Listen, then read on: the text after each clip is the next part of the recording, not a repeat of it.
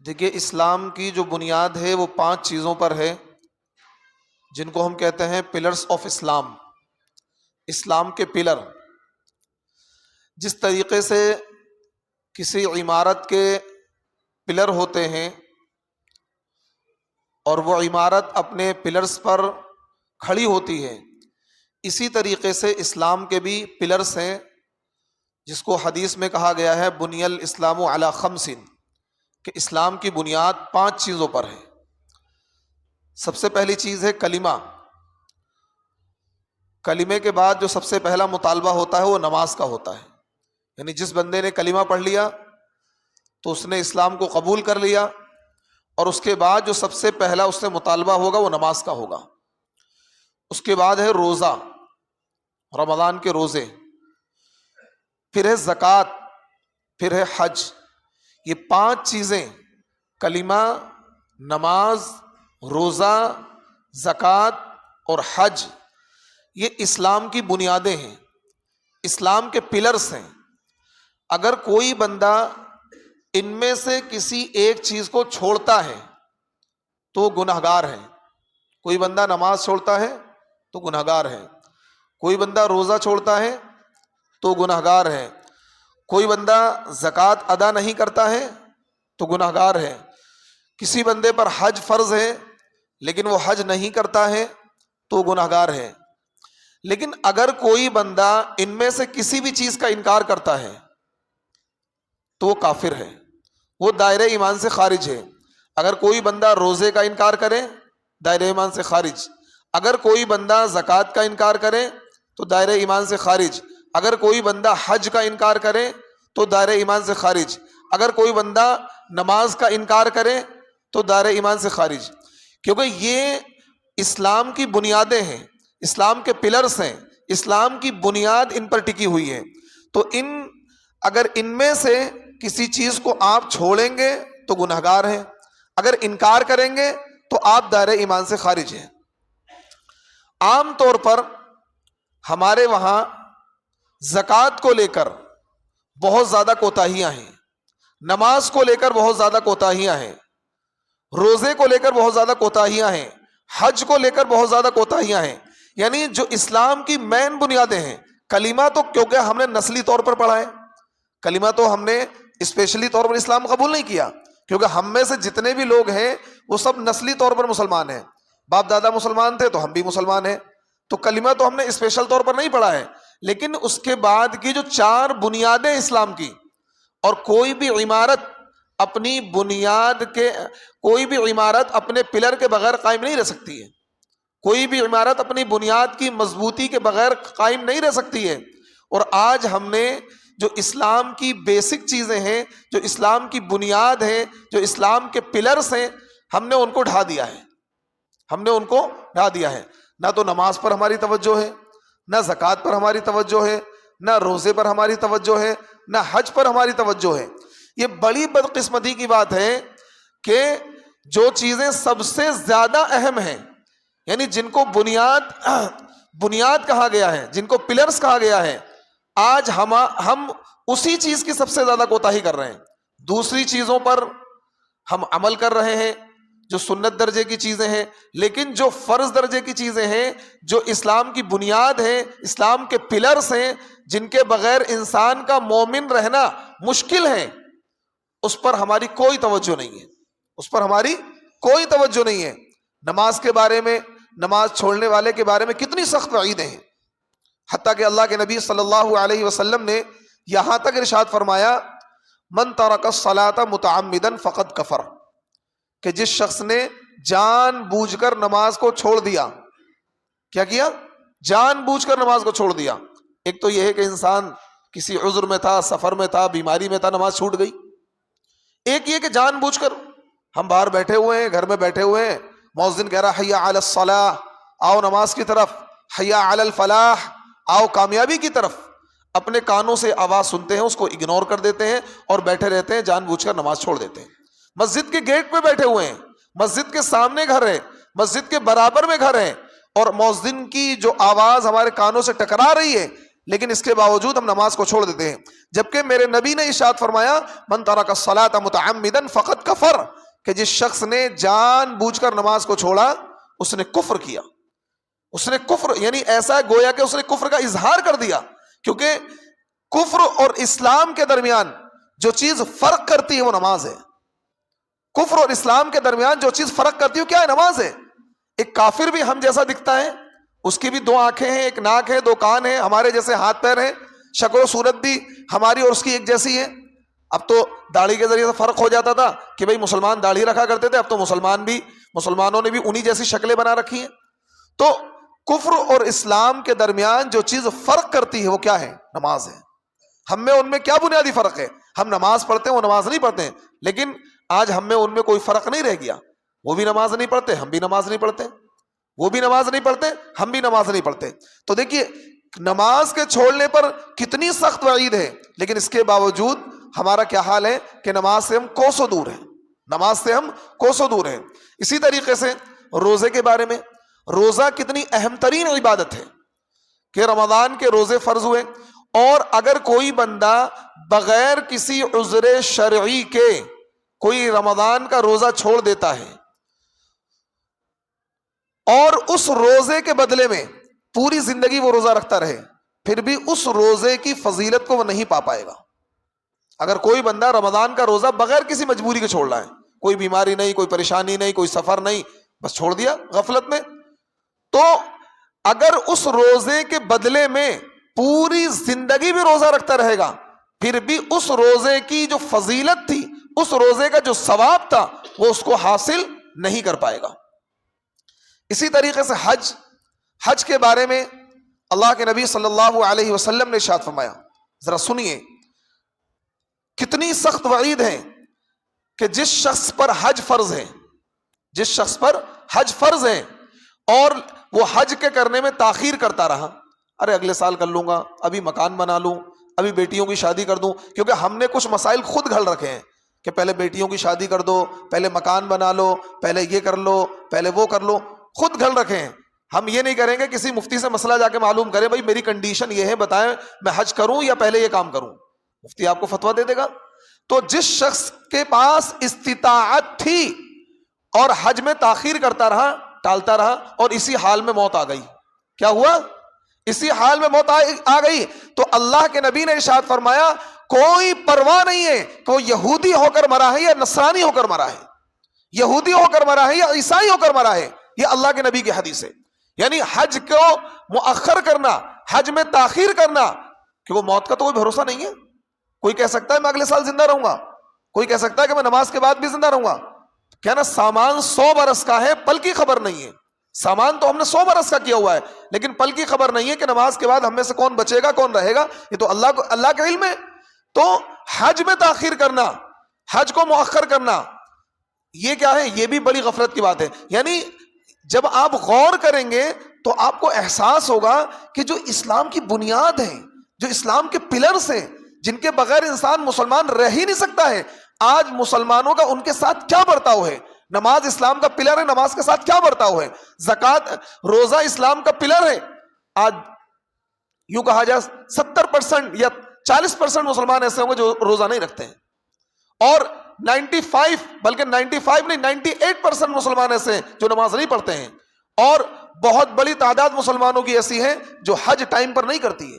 کہتے ہیں مری ہوئی مرغی اللہ کے نام کی. جب آپ حج کرنے جائیں گے، اللہ آپ کو توفیق دے، تو ہم نے دیکھا کہ ہندوستان کے حاجی بالکل جب کسی کام کے لیے نہ بیوی کے مطلب کے، نہ بچوں کے مطلب کے، اور بالکل پیر لٹک جاتے ہیں اور ہل ہل کے چلنے لگتے ہیں. اب کیا حج پہ جاتے ہیں؟ ابے بھائی اب حج کرنے جا رہا ہے. ابے حج تو جوان آدمی کو بخار آ جاتا ہے. حج مکمل کیا تو حج کے بعد 5 دن بخار آیا مجھے، کیونکہ 5 دن میں اتنی محنت کرنی پڑتی ہے. 5 دن شدید بخار آیا تو مجھے تو ایسا لگ رہا تھا شاید شہادت کا وقت آ گیا ہے، شاید یہی موت آ جائے. یعنی اتنی شدید میری طبیعت خراب ہوئی، مجھے لگا وقت آ گیا. میں نے کوئی بات نہیں، اچھی بات ہے، اگر یہی مر جائیں گے تو اچھی بات ہے، یہ تو مقدر والوں کو کیا ہے. تو اتنی یعنی حج میں اتنی محنت پڑتی، 5 دن وہ مینا اور عرفات اور مزدلفہ اور رمی جمرات اور شیطان کو کنکری، اتنی محنت کرنی پڑتی ہے ان 5 دنوں میں. اور یہاں حاجی جاتے ہیں بالکل جب بالکل نکھٹو ہو جاتے ہیں، کسی کام کے نہیں رہتے ہیں، جب بالکل کسی کام، اب مری ہوئی مرغی اللہ کے نام کی، چلو جی. یہ کون سا طریقہ ہے؟ دنیا کے تمام ملکوں سے جوان حاجی آتے ہیں، انڈونیشیا ہے، ملیشیا ہے اور دوسروں ملکوں سے، بس صرف ہمارے ہندوستان اور پاکستان ان ملکوں سے بالکل گئے گزرے لوگ آتے ہیں، بالکل خراب ہو چکے ہوتے ہیں، سارے کام سے نمٹ چکے ہوتے ہیں، اب چلتے ہیں حج کرنے کے لیے۔ ارے حج تو جوانی کا ہے، محنت کا کام ہے، تو اس لیے جو بھی اسلام کے پلرز ہیں ان کے ساتھ ہمارا برتاؤ یہ ہے۔ اب ہم آتے ہیں زکوٰۃ پر۔ دیکھیں زکوٰۃ کے بارے میں قرآن پاک میں کتنی سخت وعیدیں ہیں، والذین یکنزون الذہب والفضة ولا ينفقون فی سبیل اللہ فبشرہم بعذاب علیم۔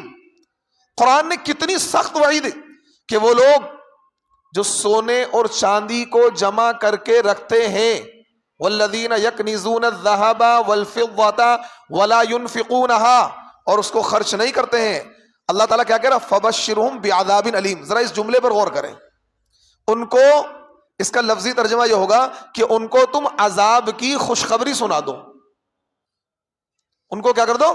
عذاب کی خوشخبری سنا دو۔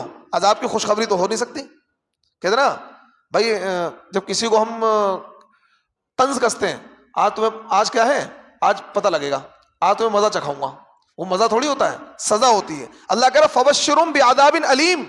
آپ وہ لوگ جو سونے اور چاندی کو جمع رکھتے ہیں، یعنی مال کو جمع رکھتے ہیں لیکن اس مال کی زکوٰۃ ادا نہیں کرتے ہیں، اللہ تبارک و تعالیٰ اپنے نبی اس کو خطاب کر کے کہہ رہا ہے فبشرہم بعذاب علیم، آپ ان کو ایک دردناک عذاب کی خبر سنا دیجئے، ان کو بتا دیجئے کہ ایک دردناک عذاب تمہیں دیا جانے والا ہے اس سونے اور چاندی کی وجہ سے جس کو تم جمع کر کے رکھتے تھے۔ کیا دردناک عذاب ہے؟ وہ دردناک عذاب اس کا ذکر بھی قرآن میں ہے کہ وہ مال جس کو تم نے جمع کیا ہے، اس مال کو، اس سونے اور چاندی کو اللہ آگ میں تپائے گا، اس سونے اور چاندی کو اللہ آگ میں تپائے گا، اور پھر اس سونے اور چاندی کے ذریعے سے تمہاری پیشانیوں کو، تمہاری پشت کو اللہ اس سے داغے گا۔ یعنی اس کو یوں سمجھیے، جلتا ہوا لوہا، جلتا ہوا سونا اور چاندی تمہارے جسم سے ٹچ کیا جائے گا، اور اب اگر لگا لیجئے کسی انسان کے جسم سے اس کو ننگا کیا جائے اور پھر ایک لوہے کی سلاخ کو، چاندی کی سلاخ کو گرم کیا جائے اور اس کی پیشانی سے ٹچ کیا جائے اور اس کی پیٹھ سے ٹچ کیا جائے اور اس کو کیا ہے جلایا جائے، کتنی اس کو تکلیف ہوگی۔ یہ قرآن کے الفاظ ہیں، والذین یکنزون الذہب والفضة ولا ينفقون فی سبیل اللہ فبشرہم بعذاب علیم یوم یحمى علیہا فی نار جہنم فتکوی بہا جباہہم وجنوبہم وظہورہم ھذا ما کنزتم۔ یعنی وہ مال، جس مال کو تم نے جمع کیا تھا، اس مال کو پہلے تپایا جائے گا، پہلے پکایا جائے گا، اور اس کو پکا کر تپا کر پھر ان کی پیشانیوں کو، ان کی بغلوں کو، ان کی پشتوں کو ان کو داغا جائے گا، اور پھر اللہ تعالیٰ کہے گا ھذا ما کنزتم، یہ وہ ہے جس کو تم نے جمع کیا تھا، یہ بھی بتایا جائے گا۔ یعنی بتا کر ھذا ما کنزتم، یہ وہ خزانہ ہے جس کو تم نے جمع کیا تھا، اب تم اس خزانے کا ذرا مزہ بھی چکھ لو۔ ھذا ما کنزتم، یہ وہ خزانہ ہے جس کو تم نے جمع کیا تھا۔ یعنی اتنی سخت وعیدیں ہیں۔ اسی طریقے سے اللہ کے نبی صلی اللہ علیہ وسلم نے ارشاد فرمایا کہ جو شخص مال کی زکوٰۃ نہیں ادا کرے گا تو کل قبر میں، یہ تو آخرت کا عذاب ہو گیا، جہنم میں جو عذاب دیا جائے گا اس سے پہلے قبر کی منزل سے ہمیں گزرنا ہے۔ قبر کے اندر ایک گنجا سانپ مسلط کر دیا جائے گا، جب وہ ایک پھن مارے گا تو انسان 70 ہاتھ زمین میں دھنس جائے گا، اتنا زہریلا سانپ ہوگا، اور وہ کہے گا کہ میں تیرا مال ہوں، میں تیرا خزانہ ہوں، انا کنزک و مالک۔ وہ سانپ، وہ سونا اور چاندی، وہ مال، وہ پیسے، وہ دولت جو تم نے جمع کی تھی، اور جب اس کی زکوٰۃ کی باری آتی تھی تو تم ہیلے تلاش کرتے تھے، تم بہانے تلاش کرتے تھے کہ بھئی یہ والا پلاٹ تو میں نے کیا ہے رہنے کے لیے خریدا ہے۔ پلاٹ میں آدمی پیسہ لگا دے گا اور اس کو نفع کے لیے پلاٹ لے کے ڈال دیں گے، اور جب زکوٰۃ کی باری آ گئی، نہیں یہ تو میں نے ایسی رہنے کے لیے خریدا ہے، 2 سال بعد پھر بیچ لے گا، 2 سال بعد پھر بیچ لے گا۔ بھائی رہنے کے لیے خریدا، کیوں نہیں، اب کیوں بیچ دیا؟ تو زکوٰۃ سے بچنے کے لیے نئے نئے حیلے، نئے نئے بہانے تلاش کرے گا۔ لیکن بیوقوف، یہ جاہل یہ نہیں جانتا کہ اللہ دیکھ رہا ہے، اللہ دلوں کے بھید سے بھی واقف ہے، علیم بذات الصدور ہے، تمہارے دل کے اندر کیا چل رہا ہے تم دنیا والوں سے چھپا سکتے ہو۔ ایک عالم، ایک مفتی سے تم بھائی لوگ مسئلہ معلوم کرتے ہیں، مسئلہ اس چیز کا بتایا جاتا ہے جو آپ الفاظ بتائیں گے. ہے اور نہیں میں اگر اور مگر میں فتویٰ بدل جاتا ہے. اگر اور مگر میں فتویٰ بدل جاتا ہے. آپ جو الفاظ مفتی کو بتائیں گے تو کئی مرتبہ ایسا ہوتا ہے کچھ لوگ گھما پھرا کے مسئلہ معلوم کریں گے, کسی طریقے سے کہتے ہیں بھائی زکوٰۃ نہیں ہے, تو ہم یہ کہتے ہیں بھیا اگر جہنم میں جانا ہے تو ہمارا کندھا کیوں استعمال کر رہے ہیں؟ آپ ڈائریکٹ اسٹریٹ فارورڈ ہو کے جہنم میں جا کے کود جائیں.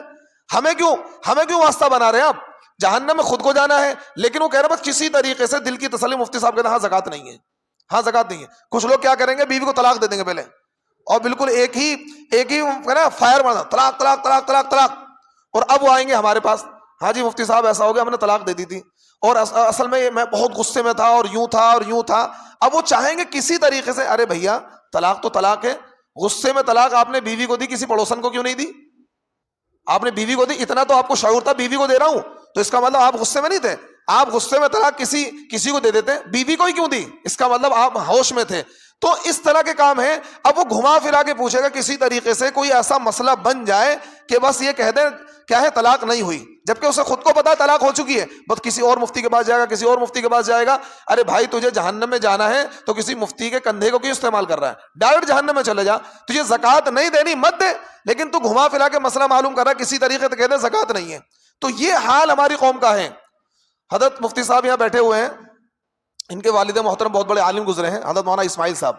میں ان کے پاس جایا کرتا تھا, وہ ایک بات کہا کرتے تھے, بڑی قیمتی بات مجھے یاد آ گئی, کہ پہلے لوگ مسئلہ معلوم کرتے تھے حرام سے بچنے کے لیے. بڑی قیمتی بات ہے, سننے پیچھے آواز آ رہی پیچھے بھائی. پہلے لوگ مسئلہ معلوم کرتے تھے حرام سے بچنے کے لیے. بھائی مفتی صاحب سے مسئلہ معلوم کر لیں تاکہ کوئی غلط کام نہ ہو جائے. پہلے مسئلہ کیوں معلوم کرتے تھے؟ حرام سے بچنے کے لیے. اب مسئلہ معلوم کرتے ہیں حرام کو حلال کرنے کے لیے. اب مسئلہ معلوم کرتے ہیں حرام کو حلال کرنے کے لیے. گھما پھرا کے بات پوچھیں گے, ایسا ہے, یوں ہے, ایسا ہے, کسی طریقے سے الفاظ بدلیں اور مفتی صاحب کہتے ہیں جائز ہے. کاروبار میں اسی طریقے سے آئیں گے. اب جیسے سیکیورٹی کا مسئلہ ہے, ہم بار بار تقریر کرتے کرتے تھک گئے, بھائی سیکیورٹی پہ مکان دینا لینا حرام ہے, لیکن لوگ باز نہیں آ رہے.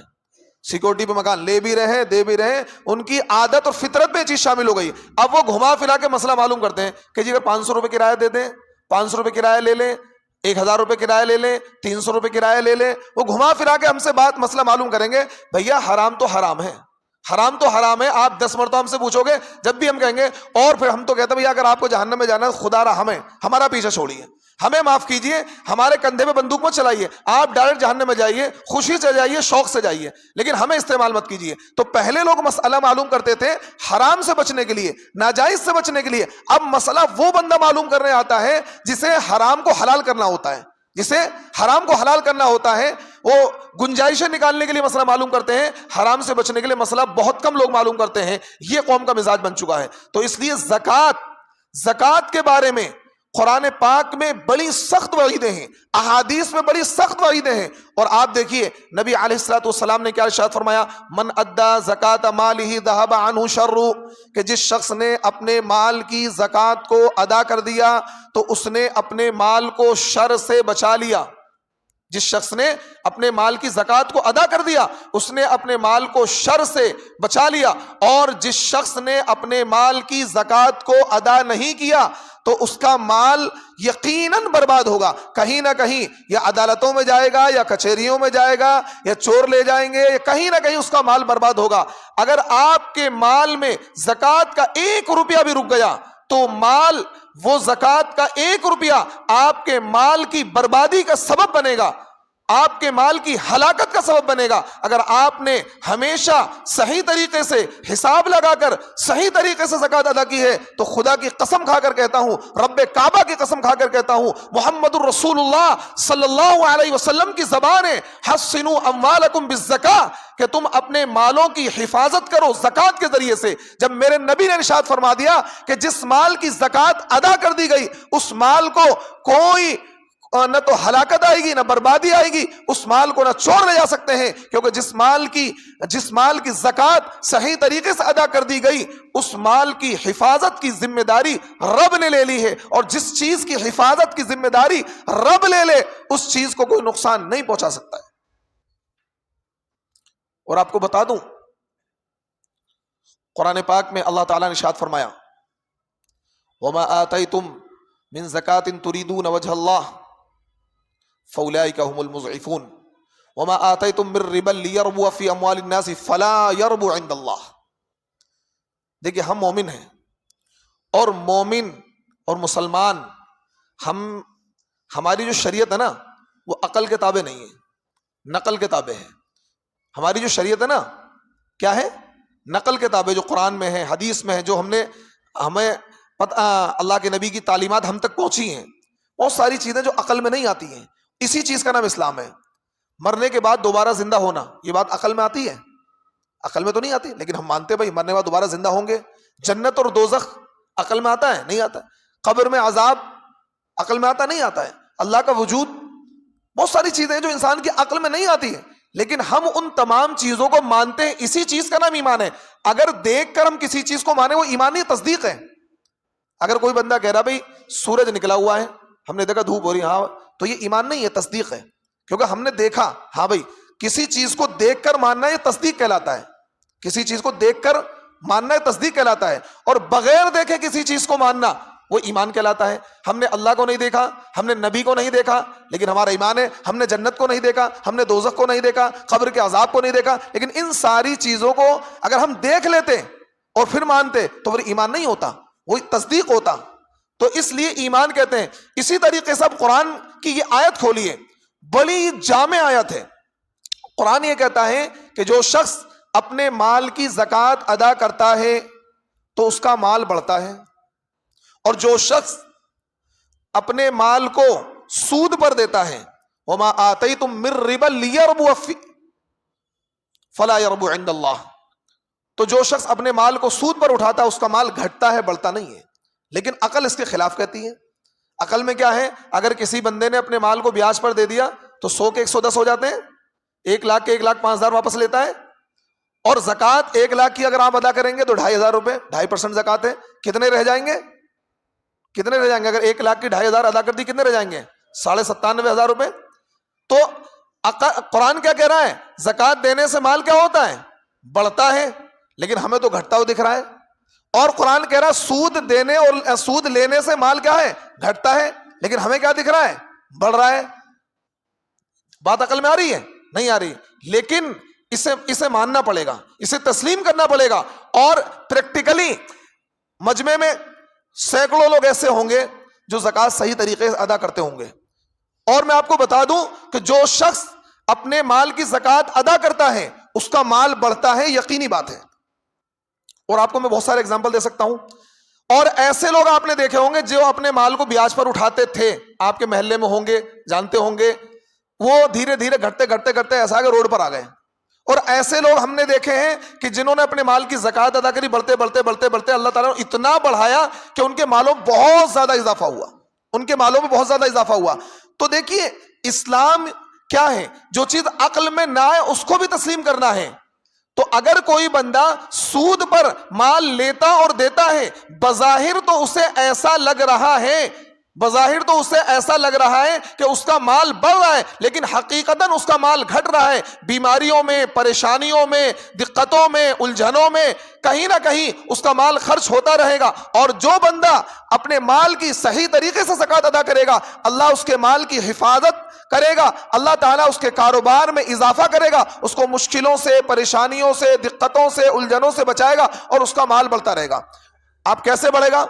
ایک بندے نے زکوٰۃ نکالی اس سال 10,000 روپے فار ایگزامپل، پتہ لگا اگلے سال اس کی زکوٰۃ 15,000 نکل رہی ہے، اس سے اگلے سال 20,000 نکل رہی ہے، اس سے اگلے سال 25,000 نکل رہی ہے. تو مال بڑھ رہا ہے جبھی تو زکوٰۃ بڑھ رہی ہے. اگر مال گھٹتا تو زکوٰۃ تو گھٹنی چاہیے تھی. مال گھٹتا تو زکوٰۃ گھٹنی چاہیے تھی. ہر سال زکوٰۃ بڑھتی ہے، ہر سال زکوٰۃ بڑھ رہی ہے. بھائی ایک بندے نے زکوٰۃ نکالی پہلی مرتبہ، میں آپ کو بتا دوں، حالانکہ بات بتانا چاہ رہا تھا. سن 2014 میں پہلی مرتبہ میں نے زکوٰۃ نکالی، 1,250 روپے زکوٰۃ نکلی میری اپنی پرسنل، گھر والوں سے ہٹ کر. اور الحمدللہ آج میری زکوٰۃ لاکھوں میں نکلتی ہے. پہلی مرتبہ میں نے زکوٰۃ نکالی 2014 میں، کتنی؟ 1,250 روپے. اور اب اس کے بعد زکوٰۃ لاکھ میں نکل رہی ہے. تو کیا ہے؟ مال بڑھا ہے جبھی تو لاکھ میں آ گئی. کیسے آئی؟ کیونکہ مال بڑھ رہا ہے.